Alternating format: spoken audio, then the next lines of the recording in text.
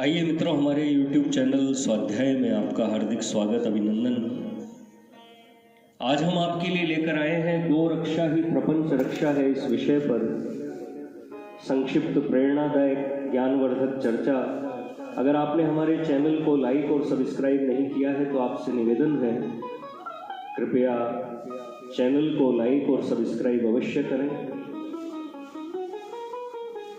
श्री कृष्ण रूप में अवतार ग्रहण करने की प्रार्थना करने के लिए जब श्री भूदेवी श्री भगवान के पास गईं, तब वे गोरूप धारण करके ही गई थी। वे श्री भूदेवी और गो दोनों ही हमारी माताएं हैं।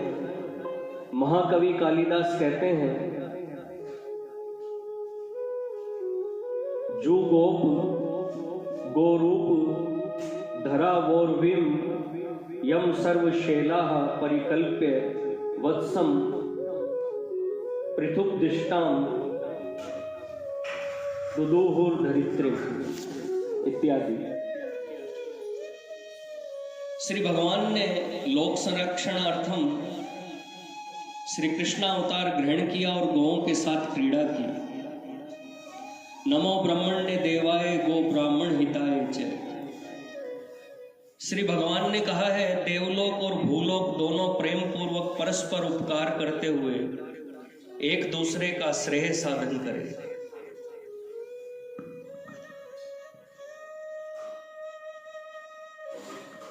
देवान भावयतानेन ते देवा भावयन्तु वह परस्परम भावयन्तः श्रेय परम वाप्स्यथ। उनका और भी उपदेश है कि इस परस्पर भावना की जड़ यज्ञ ही है। सहयज्ञा प्रजा सृष्टवा पुरोवाच प्रजापति अनेन प्रसविष्यध्वमेव वोस्विष्ट कामधुक। भगवान ने अपने अवतार का यही कर्तव्य समझा कि ऐसे यज्ञों की वृद्धि के द्वारा गो ब्राह्मण का रक्षण करना। यज्ञ के लिए द्रव्य शुद्धि और मंत्र शुद्धि की आवश्यकता होती है। यज्ञों में जिन पदार्थों का व्यवहार होता है उनमें गाय का पवित्र घी सर्वप्रधान है।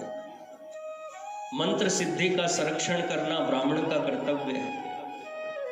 इसलिए गोरक्षा यज्ञ रक्षा का प्रधान साधन है। यज्ञ रक्षा से प्रपंच रक्षा होती है। अतएव आस्तिक पुरुषों के द्वारा किया जाने वाला गोरक्षण ही लोक रक्षण है। लौकिक दृष्टि से विचार करने पर भी यही सिद्ध होता है कि सब लोगों को बड़ी सावधानी के साथ गो संरक्षण करना चाहिए। कहना न होगा कि संसार भर के भावी संतानों की रक्षा के लिए गौओं की और खाद्य द्रव्य अनाज आदि के उत्पादन की वृद्धि के लिए बैलों की अनिवार्य आवश्यकता है। मनुष्यों के शरीर निर्वाह और खाद्य पदार्थों की प्राप्ति में बड़ी कठिनाई आ गई है। इसका परिहार गो संरक्षण से ही होगा। आधुनिक लौकिक नेताओं ने भी इस बात को स्वीकार किया है और संसार भर को यह संदेश दिया है कि गाय का दूध ही जगत के अनिवार्य महारोगों की अक्सीर दवा है। उनकी इस उक्ति से शास्त्रों पर विश्वास न करने वालों को भी गो की महत्ता पर विश्वास होना चाहिए। हमारे लिए ये कोई नई बात नहीं है। हजारों वर्षों से हमारे शास्त्रों में पंचगव्य प्राशन करने के समय इस मंत्र पाठ का नियम चला आता है। यत त्वगस्थि गतम पापम देहे तिष्ठति माम के प्राशनम पंचगव्यस्य दैत्यग्नि त्रिवेंधनम। अर्थात मेरे अस्थि चर्म में जो पाप वर्तमान है वे पंचगव्य प्राशन से वैसे ही भस्म हो जाते हैं जैसे अग्नि से ईंधन। कोढ़ आदि महारोगों के लिए गाय का दूध एकमात्र अनुभव सिद्ध औषध है। इस नवीन तत्व को एक राष्ट्रीय नेता ने और दूसरे एक अंग्रेजी डॉक्टर ने बतलाया है। इससे भी उपर्युक्त पंचगव्य प्राशन के श्लोक की पुष्टि होती है, क्योंकि कुष्ठ रोग चर्म और अस्थि का ही प्रधान बाधक है। गोबर सारी दुर्गंध को दूर करता है और रोग कीटाणुओं का नाश करता है। गोमाता सिर्फ अपनी संतान को ही नहीं, संसार भर की समस्त जातियों और समूहों को पवित्र एवं अमृतोपम दूध देती है। यदि संसार गोमाता को प्रत्यक्ष लक्ष्मी मानकर उसका पूजन सत्कार करे तो संसार के पाप नष्ट हो जाए। लोगों को ऐसा भ्रम हो सकता है कि पशु हिंसा करने से अधिक रुपए मिलेंगे। ऐसा मानने वाले लोग धोखा खाकर स्वयं तो नरकों में पड़ते ही हैं, दुनिया में पाप बढ़ाकर उस पाप के परिणाम स्वरूप जगत पर महान विपत्तियों की वृद्धि में भी कारण बनते हैं। अब जबकि लड़ाई बंद हो गई है, दुनिया के सुधार के लिए जैसे भी हो अधिक से अधिक गायों की आवश्यकता होगी।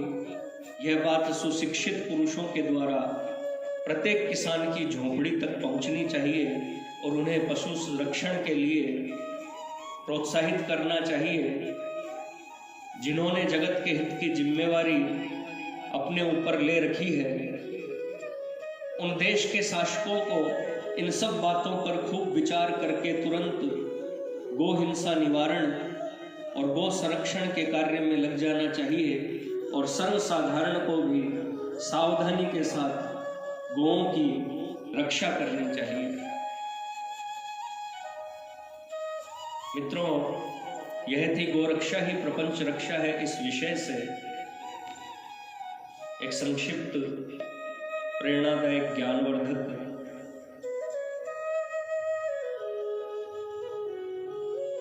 ज्ञान चर्चा। अगर आपको हमारा चैनल पसंद आए तो इसे लाइक और सब्सक्राइब अवश्य करें। धन्यवाद।